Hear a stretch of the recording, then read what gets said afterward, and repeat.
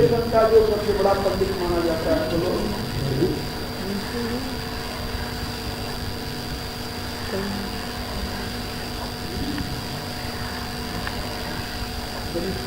तुम लोग बीए किए उसमें पढ़ा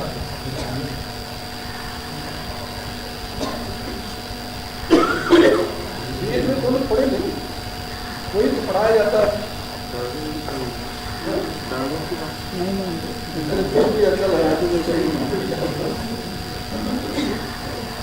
इसका नाम है ऋषियो।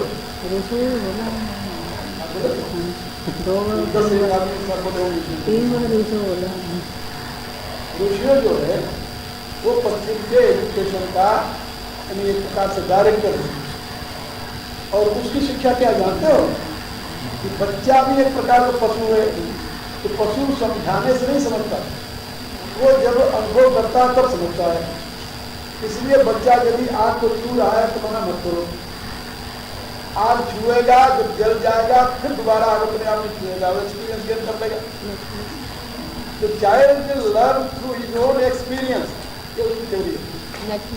डोंट ट्राई टू टीच, उसको कुछ बताओ नहीं, शिक्षा मत दो, क्यों वहाँ एक दृष्टि है कि human being is a animal, मनुष्य एक पशु है, इसलिए उसको समझाने की कोई जरूरत नहीं है। अपने आप animal always learn through his own experience. पशु जो है वो अपने अनुभव से ही सीखता है, समझाने से नहीं सीखता। इसलिए बच्चे को आप समझाओ नहीं, वो अपने अनुभव से सीखेगा, इसलिए गलतियां करता करने से। अब उस एजुकेशन में पले हुए पश्चिम के लोग की विचारधारा में भारत के माता पिता भी यही सोचने लगे कि बच्चा अपने आप सीख लेगा, उसको कुछ नहीं करना, डांटना नहीं, फटकारना नहीं। लेकिन भारत की फिलोसफी इसके विपरीत है एजुकेशन विषय में।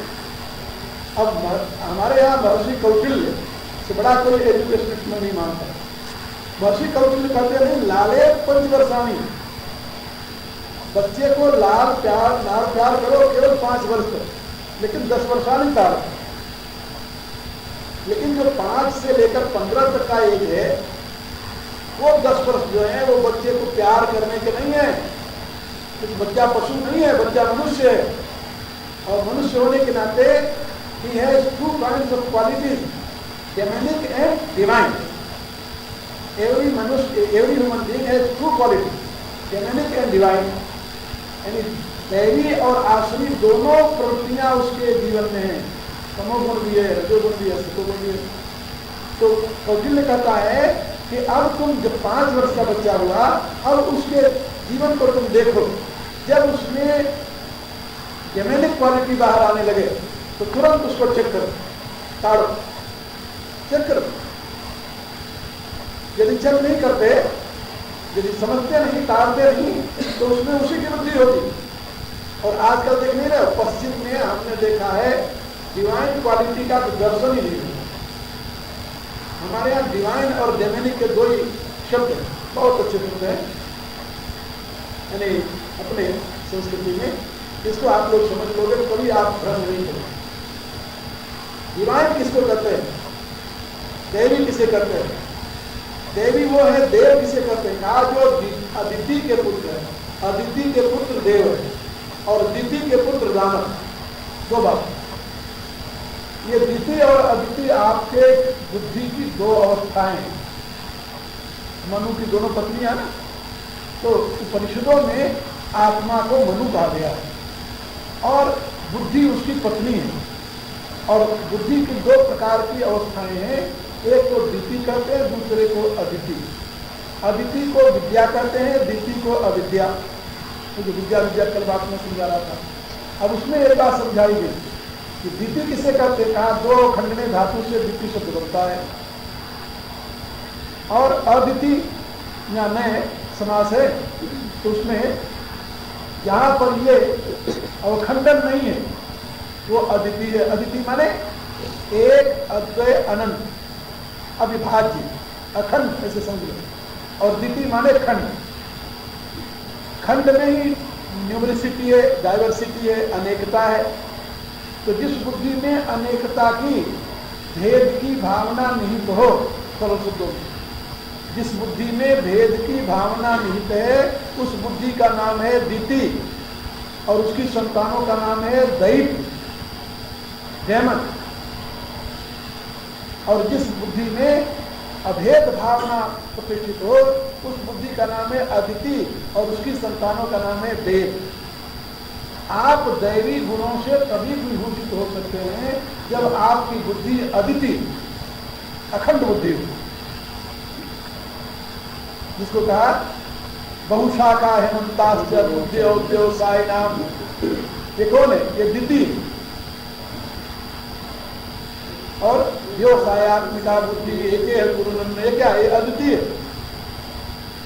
गीता में बड़े सुंदर ढंग से भगवान ने समझाया है। अब उसको समझने के लिए उपनिषदों का भी सहारा लेना पड़ता है, दर्शन शास्त्रों को लेना पड़ता है, लेकिन बात ये इतनी समझ में आ जाएगी आपके कि दिति और अदिति क्या है, देव और दानव क्या है।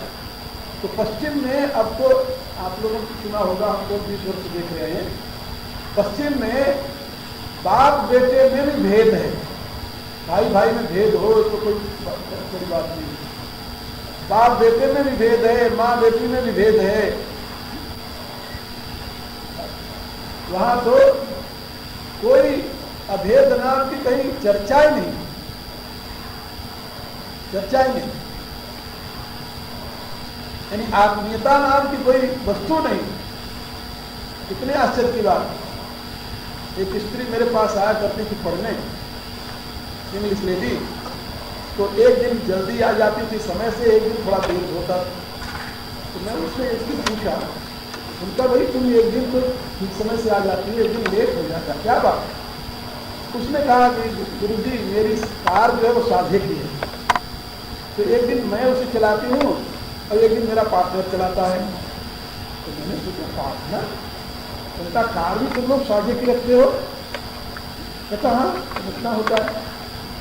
उनका उस पार्टनर से तुम कह दो कि भाई अभी कुछ दिन तक गुरु जी हमारे आए हैं, हमें उनके पास जाना है, तो तुम आ जाया करो, बाद में पता नहीं। तो हमारे जो खरीदे थे तभी से ये निश्चित था, उसमें आधा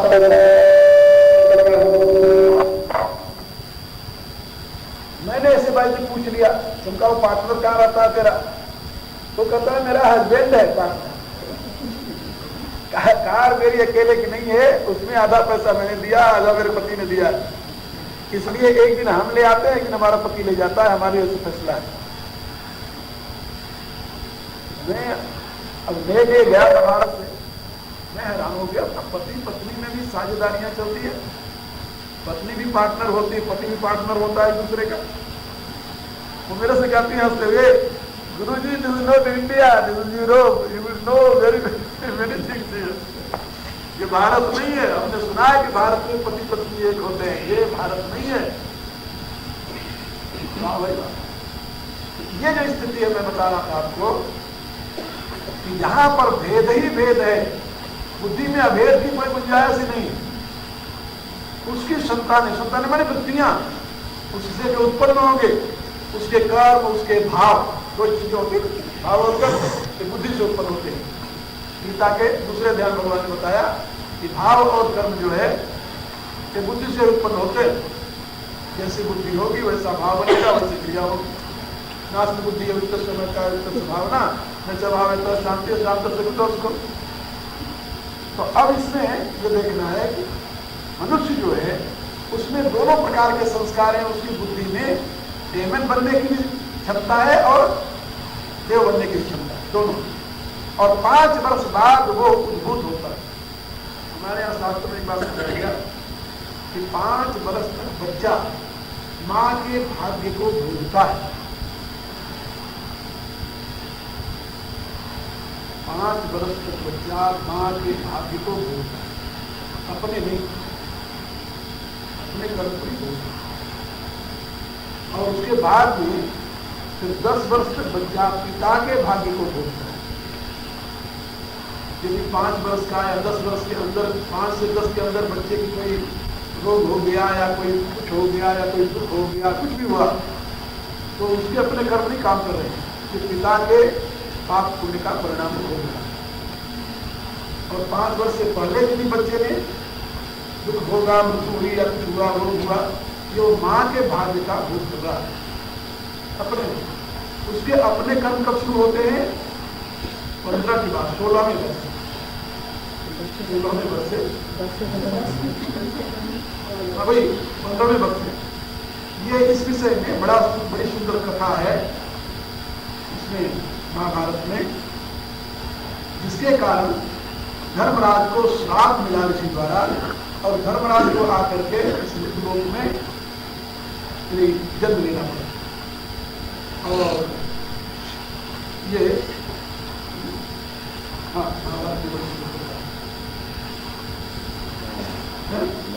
मांडव ऋषि का, मांडव ऋषि की भारत में वहां पर उन्होंने ये बात कही, पूछा कि जब हम कबूतर को छेद रहे थे तो हमारी क्या आयु थी? तो धर्मराज ने बताया कि इतनी आयु थी। और कहा दुष्ट, तुम्हें इतना पता नहीं है मूर्ख कि वो आयु जो है वो व्यक्ति अपनी नहीं भोगता, उसका उत्तरदायित्व तो मां पर होता है। मां के भाग्य को भोगता है, बाद में पिता के भाग्य को भोगता है। बच्चा तो अपनी आयु भोगता है 15 साल की आयु, तब अपने उसके कर्म आते हैं, फिर वो धन का पानी होता है, उससे पहले नहीं है।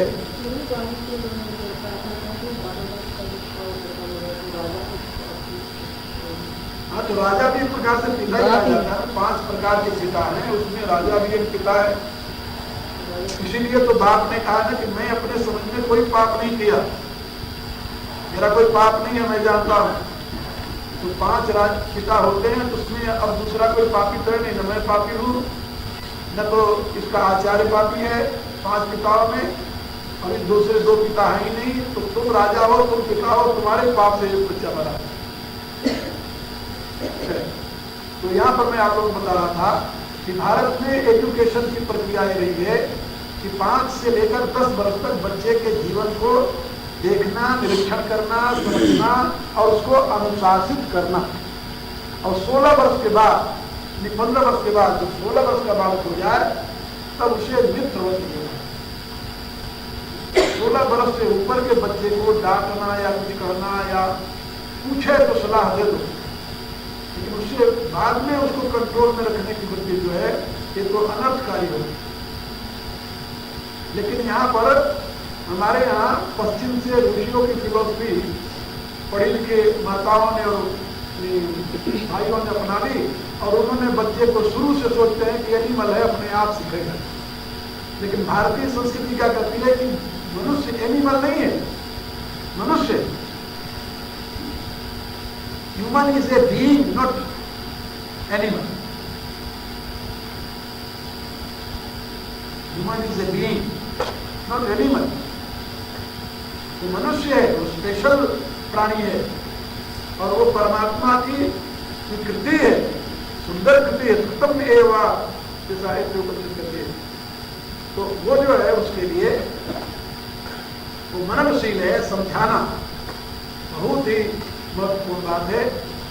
यदि अपने आप सीखे तो सही में मनुष्यता की दृष्टि से दैवी गुणों को तो अपने आप कभी नहीं गिरफ्त कर सकता। अनुपस्थिति में देख अपने आप सीखने का परिणाम होता है। एक बार इस विषय में चर्चा कर रहा था पश्चिम में कि यदि भारतीय नियम के अनुसार एजुकेट किया जाए तो उससे क्या लाभ होता है, और पश्चिम की विचारधारा के अनुसार एजुकेशन में क्या बनता है। तो मैंने उन लोगों को बताया, उन्होंने कहा कि भारतीय विचारधारा के एजुकेशन में ऋषि दिए, ऋषि, और पश्चिम की विचारधारा के एजुकेशन में हिप्पी दिए। बाहर से देखने से हिप्पी और महात्मा एक ही से लगते हैं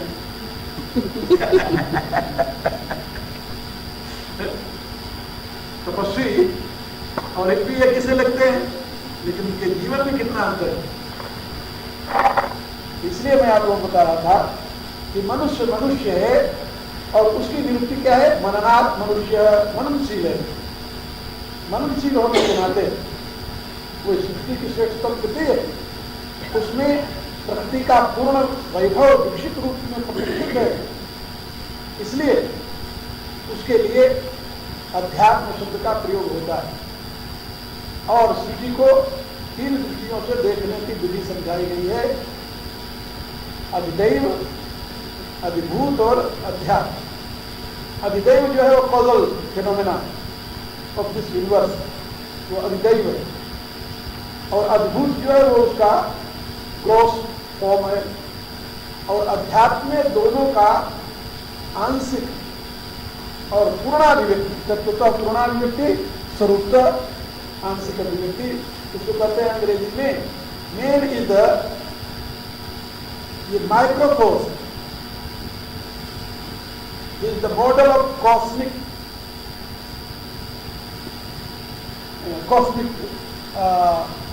पावर और cosmic entity, cosmic energy, cosmic force. परमात्मा का की जो विराट मूर्ति है, उस विराट मूर्ति की अनुकृति है मनुष्य, इसीलिए यथा पिंडे तथा ब्रह्मांडे विवाह सिद्धाई। तो मैं आप लोगों से बता रहा था मूल में कि परमात्मा के कोई नाम नहीं है, क्योंकि तत्व तो निरंजन है, लेकिन अंजन से युक्त होते ही उसके अनंत नाम और रूप की कल्पनाएं हो जाती हैं, अभिवृद्धि हो जाती है। तो यहाँ पर कितने नाम दिए हैं, पर ब्रह्म, परम धाम, पवित्रम, परमम भगवान। एक श्लोक में बात समझाई गई कि जिस समय परमात्मा सत्योन्मुख होता है, प्रशांत अवस्था में, उसको कुछ नहीं कहा जा सकता।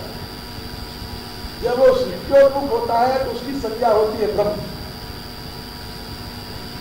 ऐसा समझाया। और जब सृष्टि की अभिव्यक्ति हो जाती है तब उसकी संज्ञा होती है परमात्मा, और जब वो किसी विभूति के रूप में स्वयं को प्रकट करता है तब उसकी संज्ञा होती है भगवान, और जब अंश रूप से किसी व्यष्टि रूप में स्वयं को प्रकट करता है तब उसकी संज्ञा होती है आत्मा। ये उसमें शब्द के अनुसार उसकी व्याख्या की गई, और उसमें इस बात स्पष्ट की गई है कि प्रिय धातु है जो वर्धने अर्थ में प्रयुक्त होती है, इसलिए ब्रह्म शब्द की व्याख्या दो प्रकार से की जाती है, बृहंती ब्रह्म और बृहयंती ब्रह्म। तो जहां पर बृहंती ब्रह्म जो है ये महद ब्रह्म की व्याख्या है, और बृहयंती ब्रह्म जो है ये अक्षर ब्रह्म की व्याख्या है। दोनों के अर्थ बदल जाते हैं, दोनों के तत्व बदल जाते हैं। बृहंती ब्रह्म ये महद ब्रह्म की व्याख्या है। यहाँ महद ब्रह्म है तो विस्तार को प्राप्त होती, महद ब्रह्म प्राप्त होती है, और बृहयंती जिसके द्वारा विस्तार होता है, जो विस्तार को प्राप्त करता है, कराता है, विस्तार को प्राप्त होता है और विस्तार को प्राप्त कराता है। तो जो विस्तार को प्राप्त कराता है ब्रह्मयति ब्रह्म, वो भी ब्रह्म है। वो कौन सा ब्रह्म है? अक्षर ब्रह्म है। इसीलिए अक्षरम परमम ब्रह्म स्वभाव अध्यात्म स्थिति आ गया। और बृहंती ब्रह्म जो विस्तार को प्राप्त होता है वो ब्रह्म है। वहां पर कौन सा ब्रह्म है? ये महद ब्रह्म है। मम यो निर्महद ब्रह्म तस्मिन् गर्भम ददाम्यहम् संभव सर्वभूतानां ततो भवति। इसलिए ये विपत्ति प्रकाश की जाती है। अब यहाँ पर जो मैं बता रहा था कि परम ब्रह्म, यहाँ परम ब्रह्म किसके द्वारा कहा गया है?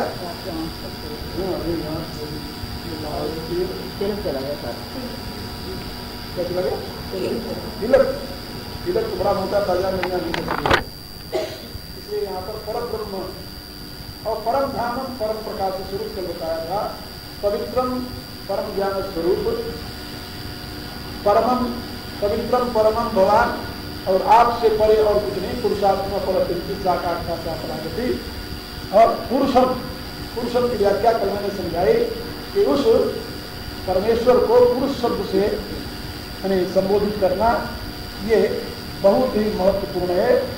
और मेरी राय से यथार्थ रूप से उसका अवबोधन इसी शब्द से होता है। यहाँ पुरुष शब्द जो है संयोग मत में कहें कि सांब सदाशिव के लिए, सांब सदाशिव। शिव पुराण में पर ब्रह्म का एक नाम है सांब सदाशिव। सांब सदाशिव का अर्थ होता है अम्बा के सहित शिव। सांब अम्बा के सहित यानी प्रकृति युक्त पुरुष। प्रकृति युक्त पुरुष का ही दूसरा नाम है पुरुषोत्तम। केवल प्रकृति क्षर है, केवल पुरुष अक्षर है, और प्रकृति युक्त पुरुष को पुरुषोत्तम कहते हैं। ये यहाँ पर पुरुषम शाश्वतम दिव्यम, परमात्मा से अधिक दिव्य और कौन हो सकता है। वहाँ कोई विकार नहीं, सकल विकार रहित गत भेदा, कई नित नियत रूप ही भेदा, न तस्य कार्यम करणम से विद्यते, न तत्समस्या व्यतिगत से विद्यते। न उसका कोई कार्य है न तो करण है। कार्य माने शरीर और न करण माने इंद्रियां। परमात्मा का न शरीर है न इंद्रियां, न तस्य कार्यम करणम से विद्यते और न तत्समस्या व्यतिगत से दृश्यते। तो उसके बराबर कोई नहीं है, तो उससे अधिक कौन होने वाला है। न उससे कोई बराबर दिखाई देता है न तो उससे अधिक दिखाई देता है। पराशक्ति विरुद्ध, उसकी पराशक्ति विविध रूपों वाली सुनी जाती है। कौन कौन सी स्वभाव की ज्ञान बल क्रिया, ये उसकी नहीं माता। न कश्चित परिदृष्टि लोके न चेष्टा नहीं तस्य लिंगम, उससे परे और कुछ नहीं है, उसका कोई येष्टा नहीं है और उसके कोई लिंग नहीं है। स्वकारण करणाधिपाधिप पर आदि शब्दों से श्रुतियां उस परम तत्व का अवबोधन कराती हैं। इसलिए दिव्यम और पुरुषम शाश्वतम दिव्यम आदिदेव, आदिदेव वो अनादिदेव है या आदिदेव है, क्या कहा जाए। अनादिदेव और आदिदेव में क्या अंतर है। अनादि शब्द का अर्थ होता है जिसकी आदि न हो, और आदिदेव का अर्थ होता है आदिदेव जिसकी आदि है। तो एक बात जो मैं इसमें देखा, क्या बोलते हैं, नासदीय सूक्त में जिसमें ये बात बताई गई है, और यहाँ 9वें अध्याय में भगवान ने बताया है, न में विदु सुरगणा, इसी 10वें अध्याय में, न में विदु सुरगणा न महर्षय अहम आदि देवाना महर्षि, पहले बताया। तो नासदीय सूत्र में यही प्रश्न उठाया गया है और वहाँ यही उत्तर दिया गया है कि ये देवता लोग भी तो उसके बाद में उसी से पैदा हुए हैं, ये उसके कारण स्वरूप को कैसे जान सकते, उसके आदि को कैसे जान सकते। देवता भी नहीं जान सकते, तो मनुष्य की तो बात है क्या। इसलिए परमात्मा के आदि को कोई नहीं जान सकता है, तो वो अनादि, उसका आदि नहीं है, अंत नहीं है। तो यदि आदि होगा तो अंत होगा, अनादि है तो अनंत है। यहाँ पर अर्जुन आदिदेव जो कह रहा है परमात्मा को, भगवान को, उसका अभिप्राय ये नहीं है कि आप पैदा हुए हैं आपका नाश होगा। यहाँ आदि अंत का अभिप्राय नहीं है। यहाँ अभिप्राय है कि आदि अंत मध्य जो कुछ है वह सब आपसे ही है, आप ही हैं,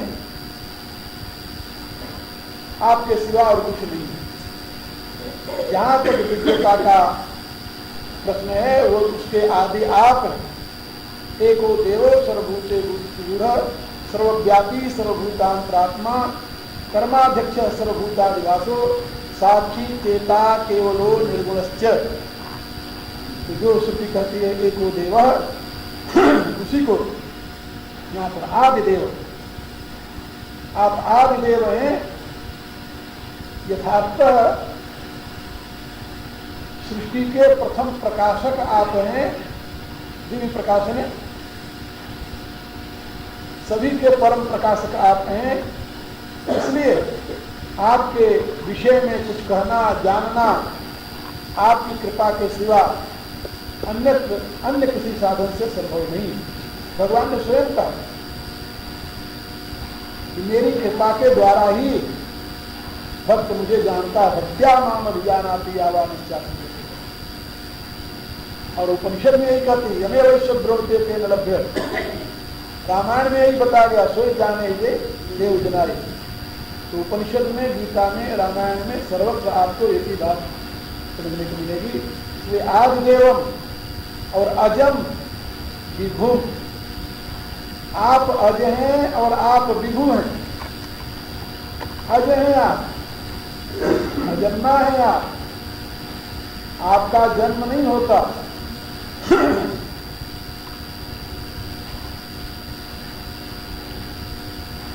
परमात्मा का जन्म होता है कि नहीं,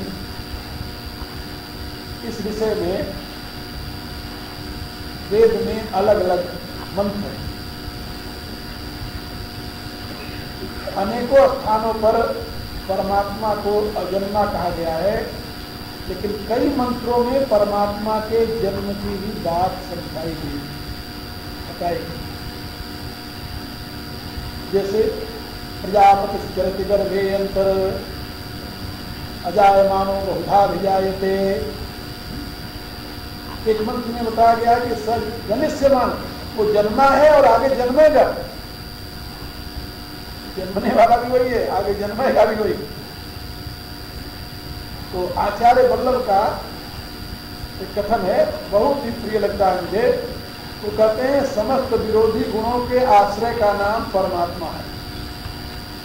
उनका एक वाक्य है, समस्त विरोधी गुणों का जो आश्रय है वही परमात्मा है। जो ब्रह्म की बात हम करते हैं, वो कहते हैं कि समस्त सद्गुणों का आश्रय ब्रह्म नहीं है, समस्त विरोधी गुणों का आश्रय ब्रह्म है। समस्त सद्गुणों के आश्रय का नाम तो भगवान है। भगवान में समस्त दिव्य गुण आश्रय पाते हैं और ब्रह्म में समस्त विरोधी गुणों का जो विधान है। और ये हम देखते हैं तो गीता के इस अनुशीलन से ये बात स्पष्ट हो जाती है कि जहां पर भगवान ये समझाते हैं, ऐसे जो सात्विका भावा रास्ता स्वास्थ्य मत देवेत्तान बुद्धि, तो समस्त विरोधी गुणों के आश्रय तो भगवान ही है। आप अपने जीवन में देखिए ना, समस्त विरोधी गुण जो आपके जीवन में है, किसके आश्रय? आपकी आत्मा के। आत्मा न हो तो क्रोध आएगा, और आत्मा न हो तो प्रेम आएगा। क्रोध प्रेम तो आत्मा का गुण है, और क्रोध किसका गुण है? यथार्थ न तो आत्मा गुण प्रेम है न क्रोध है। आत्मा को कोई गुण है, तो निर्गुण है। आत्मा के प्रकाश में ही प्रेम की उपस्थिति है और क्रोध की उपस्थिति है, राग की उपस्थिति है और त्याग की उपस्थिति है, भोग की उपस्थिति है, योग की उपस्थिति है। तो भोग, योग, राग, त्याग, ये प्रेम, क्रोध, ये सब कुछ जो विरोधी गुण हैं, ये आपकी आत्मा के ही प्रकाश में तो है ना। आत्मा के प्रकाश में जिस गुण की प्रधानता रही, उसके विलास आपके जीवन में प्रकट होने लगते हैं। सतोगुण का विलास है प्रेम, रजोगुण का विलास है क्रोध, कामेश क्रोधेश रजोगुण समझो। अब ये सतोगुण रजोगुण के विलास है, लेकिन ये दोनों गुण काम कब कर रहे हैं? जब आपकी आत्मा उपस्थित हो, और जब शरीर से आत्मा निकल जाए तो फिर तो कुछ नहीं होता, न क्रोध होता है न प्रेम होता है। तो जैसे आत्मा की उपस्थिति में ही ये पेयर्स ऑफ अपोजिट जिसे कहते हैं, समस्त विरोधी गुणों का को आश्रय मिलता है, इसी रूप से परमात्मा की उपस्थिति में समस्त विरोधी तत्वों को आश्रय मिला हुआ है। भगवान शंकर की स्तुति करते हुए गोस्वामी तुलसीदास जी ने बड़े ही कुशलता के साथ इस तत्व का चिंतन किया। इसमें उन्होंने स्वयं सर्वाधिक सर्वदा यस्यांके च विभाति भूदर सुता देवा पदा मस्तके भाले बाल विदुर्गले गरलम यशोरसुजालरा। तो कहते हैं दो प्रकार का अमृत होता है और दो प्रकार का विष। अमृत के दो रूप हैं, चल और अचल। विष के दो रूप हैं, चल और अचल। ये दोनों प्रकार का अमृत और दोनों प्रकार का विष उन्हीं के आश्रित। ये जानके से विभाग भूधर सुता, ये तो भोग का प्रतीक है और स्वयं भूति विभूषण ये योग का प्रतीक है। और देवा पदामस्तके ये चल अमृत है, भाले बाल विदु ये अचल अमृत है और कंठे व्याल रात ये चल विष है और गले चिगरलन ये अचल विष है। तो दो प्रकार के विष, दो प्रकार के अमृत, भोग और योग, त्याग और राग, ये सब इसके आश्रित है। समस्त विरोधी गुणों का जो आश्रय है, सोयम योग विभूषण सर्वाधिपता सर्वजत मात्र प्राप्त। तो ये जो स्थिति है ये ब्रह्म की स्थिति है। समस्त विरोधी गुण वही आश्रय पाते हैं उसी के प्रकाश में। यह मैं आपको बता रहा था कि आदिदेव अजब, वह अजन्मा भी है और वह नहीं जन्मता, वो जन्मता भी है, अजाय मानो होगा भी जाए। यदि वो नहीं जन्मता तो जन्मता कौन? इसीलिए शब्द शास्त्र के आचार्यों ने इतनी अच्छी बात, मैं कभी कभी शब्द शास्त्र का चिंतन करते करते सही में मुग्ध हो जाता है।